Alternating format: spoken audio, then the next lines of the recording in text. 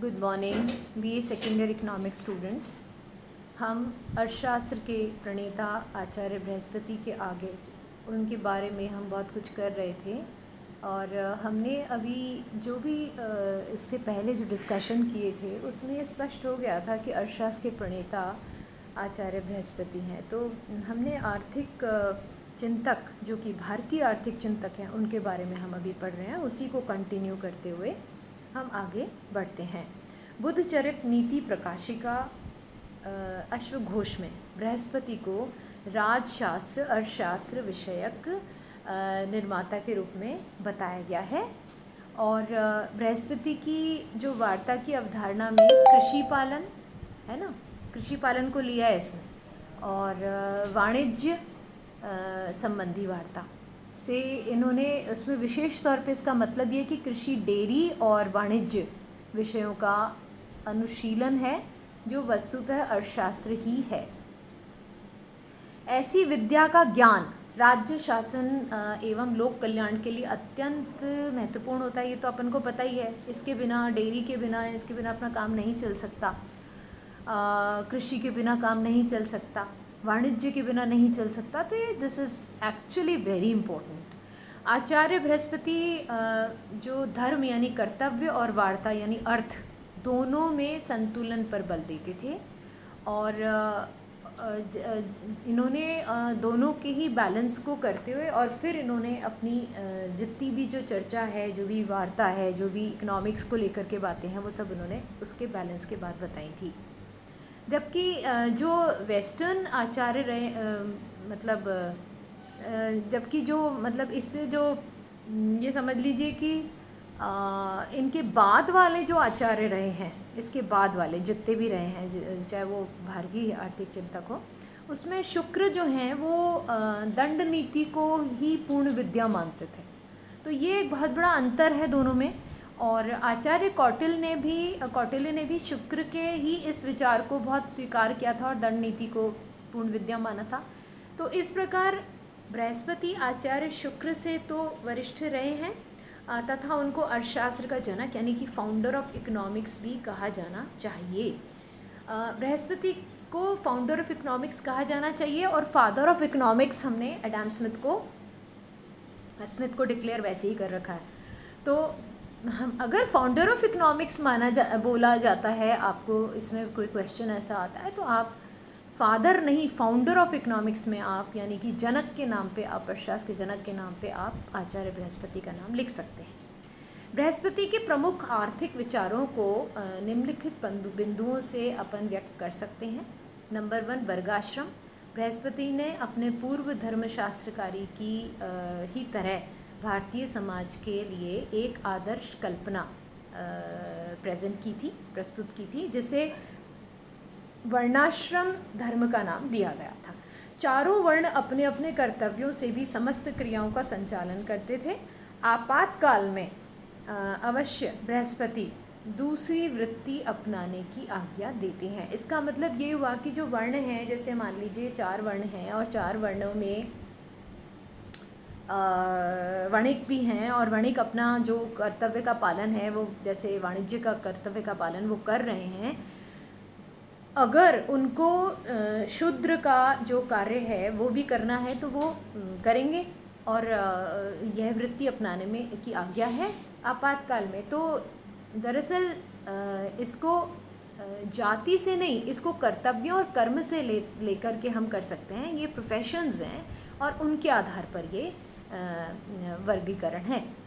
Number 2 है धन का महत्व। बृहस्पति भी चाणक्य तथा शुक्र की भांति धन को ही समस्त आर्थिक क्रियाओं का उद्गम मानते हैं।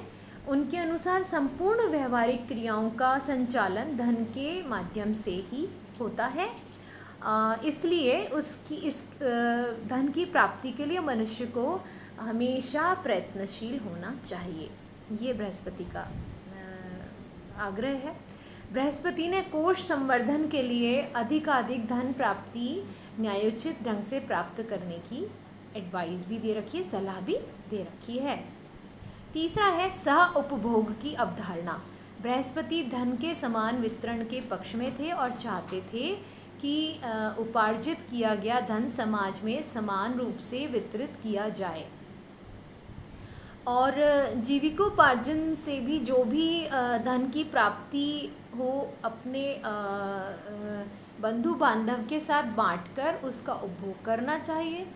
बृहस्पति उपार्जित धन का उपभोग उन्हीं वस्तुओं पर करने की सलाह देते हैं जो दैनिक जीवन के लिए बहुत ज़रूरी है। चौथा है बृहस्पति की वित्तीय नीति। बृहस्पति का कहना है कि जो राजा अधिक धन इकट्ठा करने के विचार से जनता पर अधिकाधिक कर लगाता है उससे राष्ट्र की वृद्धि नहीं होती बल्कि राष्ट्र का पतन हो जाता है। बृहस्पति का विचार है।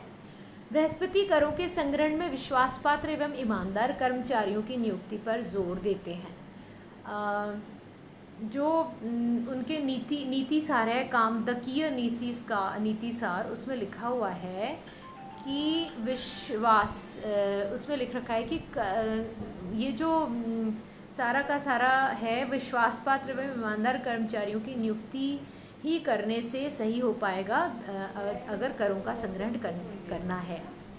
कर नीति निर्धारण सिद्धांत में बृहस्पति राज्य संचालन के लिए उचित कर नीति को आवश्यक मानते थे। उनकी कर नीति निम्न सिद्धांतों पर आधारित थी। निम्न सिद्धांत जो कि आप नोट कर सकते हैं। लोकहित। बृहस्पति कर निर्धारण का प्रथम व अंतिम उद्देश्य लोकहित को मानते हैं क्योंकि इसी के द्वारा पूरी व्यवस्था सुनियंत्रित होती है। देश, प्रजा, भूमि तथा समय पर विचार करके ही इनको कर का निर्धारण एवं वसूली करना चाहिए। करों की वसूली 6 माह या वार्षिक होनी चाहिए। दूसरा, इन्होंने शास्त्र विधि अनुकूल बताया। करारोपण शास्त्र की विधि के अनुकूल होना चाहिए। बृहस्पति ने कर की वसूली एक मापदंड तथा निश्चय कर की वसूली के लिए उन्होंने मापदंड तथा एक निश्चित उसका निश्चय होना, उसका मापदंड के अनुसार ही निश्चय होना उसका अनिवार्य माना है। उन्होंने शुल्क स्थानों या चुंगी दरों पर होने वाले अन्याय को भी राष्ट्रीय प्रतिष्ठा पर आघात यानी कि विरुद्ध मतलब ये चीज़ अच्छी नहीं मानी उन्होंने। कर निर्धारण का आर्थिक आधार। बृहस्पति कर निर्धारण का आर्थिक आधार के तहत वो ये कहते हैं कि बृहस्पति ये कहते हैं कि वर्गों की जो आजीविका के आधार पर करों की दरों में भी भिन्नता होनी चाहिए। उनके अनुसार ब्राह्मण, क्षत्रिय, वैश्य तथा सेवाजीवी की आयकर कर की मात्रा पृथक पृथक होनी चाहिए। फिर बृहस्पति धीरे धीरे कर बढ़ाने के पक्ष में भी थे ताकि करों की अधिकता से जनता में असंतोष भी उत्पन्न न हो तथा कर के अभाव में कोष में क्षीण भी न हो, कोष जो होता है। उन्होंने कर निर्धारण वसूली में ईमानदारी तथा अनुशासन पर जोर दिया था और उनका मत था कि जिस राजा का मंत्री ही धन लोलुप हो जाता है उस राजा के पास धन नहीं रह सकता, अतः वे शुल्क स्थानों पर अन्याय को शुल्क के स्थान पर वो अन्याय करने लगते हैं और अन्याय विनाशकारी होता है। इसके अलावा ये जो अब अन्य कर की बात अगर करें, एक तो उन्होंने इसमें एक और बताया था, शुल्क के संबंध में भी बात की है। जैसे कृषि भूमि तथा ऋतु के अनुरूप उपज का राजकीय भाग की वसूली को बृहस्पति देश स्थिति, उपज तथा समयानुसार वसूल करने के पक्षधर थे। उनके अनुसार कृषि बल अर्थात कृषि पर जीविका निर्वाह करने वाले किसान खिल वर्ष और बसंत की उपज का क्रमशः 1/10, 1/8 तथा 1/6 भाग राजा को दें तथा यह कर देश की स्थिति के अनुसार छठे महीने वार्षिक रूप में देना चाहिए। फिर शुल्क पर उन्होंने कहा था कि शुल्क स्थान पर पहुंचकर व्यापारी को यथोचित शुल्क देना चाहिए। शुल्क की राशि बृहस्पति ने 10वां अंश माना था। बृहस्पति वाणिज्य के अलावा कुसीत तथा शिल्पियों से प्राप्त होने वाले धन पर भी शुल्क लगाने के प्रोविज़न रखना चाहते थे। और मृतक संपत्ति कर भी मानते थे वो।